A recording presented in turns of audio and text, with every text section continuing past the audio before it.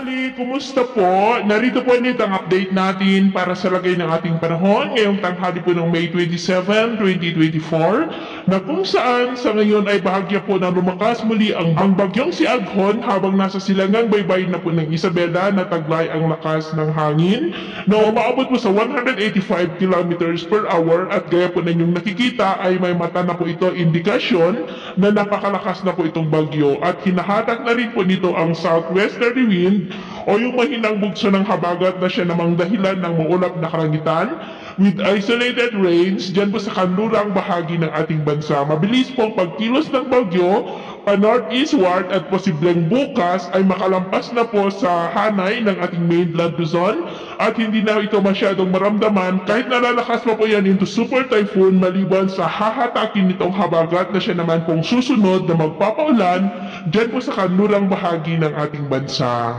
Samantala, sa ngayon ay nakataas pa rin ang tropical cyclone wind signal number 2 sa may southeastern portion ng Isabela, sa may Dinapigue, Palanan, at ganoon din po sa northern portion ng Aurora, sa Dilasag at Kasiguran. Meron pa rin pong signal number 1 sa northeastern and southern portion ng Isabela, sa may Divilacan, San Mariano, San Guillermo, Jones, Etiague, San Agustin, Ilagan City, Benito Soliven, City of Kawayan, Maconacon, ang Nadanan, Nagilian, maging po sa eastern portion ng Quirino, sa may Madela, Nagtipunan, Aglipay, maging sa southern portion ng Nueva Vizcaya, sa may Alfonso Castañeda, the rest of Aurora, the northern portion of Quezon, sa may General Nakar, Infanta, Real, kasama na pong Polillo Islands, at northwestern portion ng Camarines Norte, sa may Paracalen, Jose Panganiban, Vinzons, Kapalonga, kasama na po ang Calaguas Islands. Kaya mag-ingat pa rin tayo dahil posible pa rin po ang mga banta ng mga pagbaha at pagguho ng lupa,